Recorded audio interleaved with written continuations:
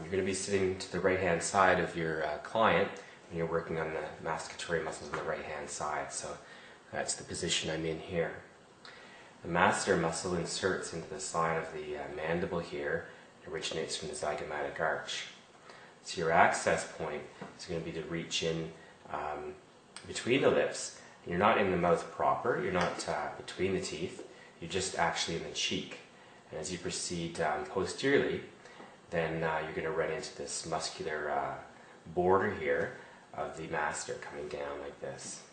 If you're not sure that you're on it, you get the person to clench their jaw and the muscle will perk up and into your finger here.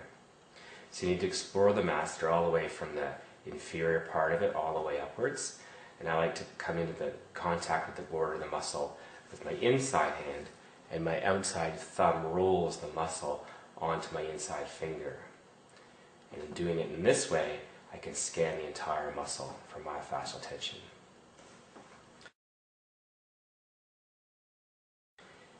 In order to access the temporalis, we need to understand the temporalis attaches all along this region in the skull, and it reaches underneath the zygomatic arch to insert into the coronoid process here. An interesting anatomical fact is that the anterior fibers of the temporalis attach along the anterior part of the coronoid, and as you proceed more posteriorly with these muscular fibers, the tendon attaches more and more posteriorly along the coronoid until the most posterior fibers attach along the back margin of the coronoid.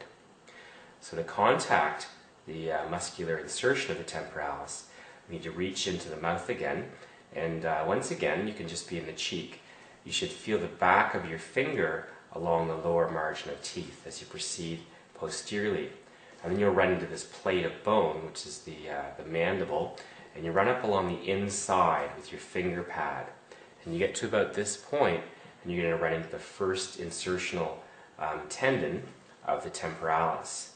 So if it's swollen or sensitive or hard or firm, you're going to usually find hypertonic fibers in the temporalis in the same region. Very often you might just treat just the first few millimeters in here at the coronoid and the first few muscle fibers of the temporalis the first time out.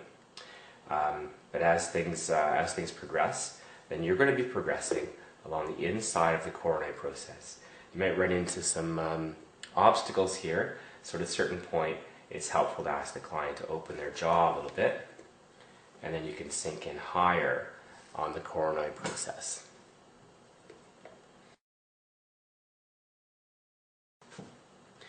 The next muscle I'd like to explore is the lateral pterygoid muscle. It attaches in this blue region on the front of the neck of the condyle of the mandible, and it comes from the lateral pterygoid plate, which is inside the skull here. This is the pterygoid, it's the lateral pterygoid plate here.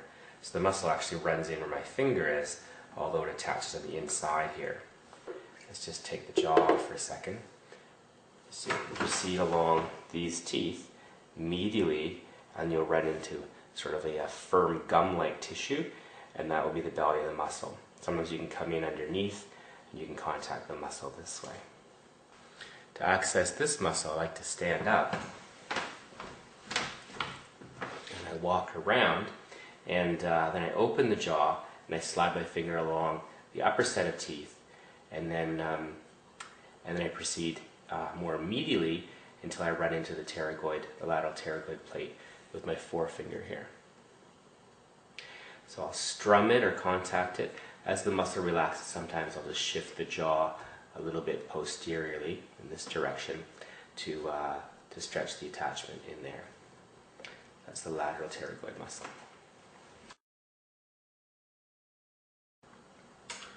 The medial pterygoid muscle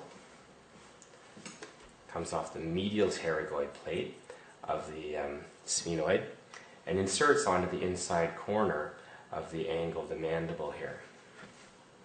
So some people will access the muscle from reaching in this way. If you need to access it internally or intraorally, then this is the potentially gaggy muscle. So you need to open the jaw, have the person open the jaw, and then you reach in between their upper and lower teeth. And you have to be on the inside of things here. you'll run into the pterygomandibular raphe, and you go a little bit more posterior to that, and you'll run into this muscular wall of the medial pterygoid. When you get to that muscular wall, a gentle pressure that's directed towards the external auditory meatus tends to isolate your force, so it's at right angles to the muscle. A gentle contact there, some patience, both therapist and client breathing, and that muscle will often relax nicely.